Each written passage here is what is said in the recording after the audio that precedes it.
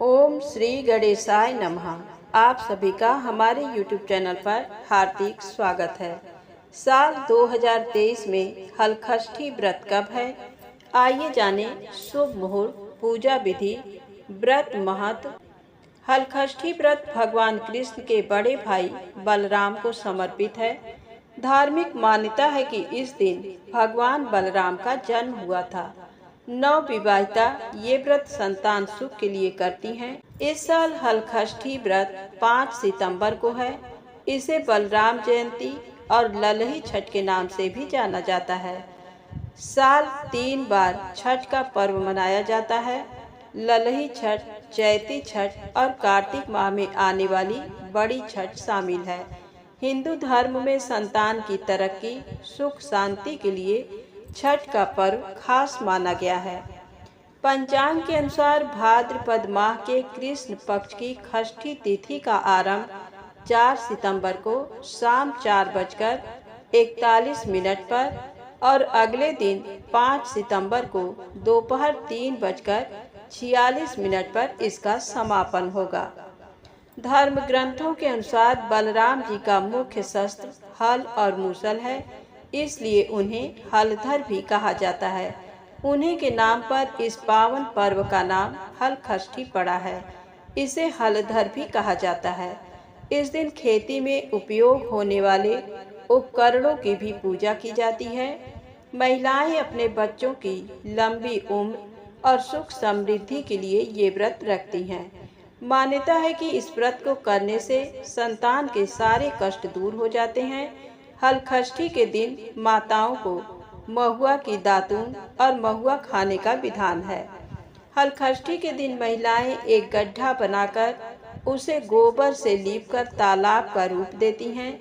इस तालाब में झरबेरी और पलाश की एक शाखा बांधकर उसमें गाड़ दिया जाता है।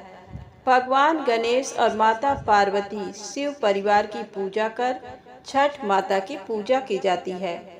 पूजा के समय 7 तरह का अनाज चढ़ाया जाता है। इस व्रत में हल से जोत कर उगाए हुए अन्न या फलों को नहीं खाया जाता है।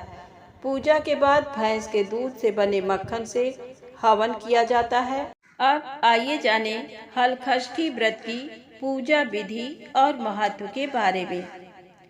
श्री कृष्ण जी ने युधिष्ठिर से कहा कि भादो मास की कृष्ण पक्ष की पंचमी के दिन ये व्रत का संकल्प कर दिन में एक बार भोजन करें तथा छठ के दिन घर की सफाई कर आंगन को गोबर से लीपकर शुद्ध करें। नदी, तालाब या कुएं के जल से स्नान कर एक बार का धुला हुआ कपड़ा धारण कर सौभाग्य के समस्त श्रृंगार से सुसज्जित होकर दोपहर के बाद सुंदर स्थान पर गौ के गोबर से लीपकर चौक बनाकर हलखष्ठी माता की मूर्ति बनावें या कागज पर भैंस के घी में सिंदूर मिलाकर मूर्ति बनाकर पीढ़ा या कुश या पलाश के पत्ते के आसन में स्थापित करें और पूर्व मुख होकर के पूजा करें। पूजा के स्थान पर बच्चों के खिलौने तथा पोता रखें। कलश तथा गणेश जी की पूजा करके श्रद्धा के साथ हलखष्ठी माता की पूजा करें। कृत्रिम तालाब बना उसमें जल देवता वरुण देव का पूजन कर व्रत की कहानियां पढ़ें या सुनें। पूजा के अंत में महुए के पत्ते में जल से उपजे धान का प्रयोग करें, भोजन करें। उस दिन खेत या हल चली धरती पर न चलें। इस विधि से जो भी नारी व्रत रखेगी उसकी समस्त मनोकामनाएं पूर्ण होंगी तथा जीवन सुखमय होगा। व्यास जी के अनुसार इस व्रत के प्रभाव से ही देवकी ने श्री कृष्ण को पाया तथा युधिष्ठिर और द्रौपदी ने व्रत कर महिमा सुनकर बहु उत्तरा के साथ व्रत किया, जिसके प्रभाव से उत्तरा के गर्भ से मृत बालक को जीवित पाया, जिसका नाम परीक्षित पड़ा। इस विधान से जो भी नारी ये व्रत करेगी उसकी देवकी तथा द्रौपदी के समान सभी मनोकामनाएं पूर्ण होंगी। तो प्रेम से बोलें हलखष्ठी माता की जय हो। यदि आपको वीडियो पसंद आए तो प्लीज़ लाइक अवश्य करें, चैनल को सब्सक्राइब करें।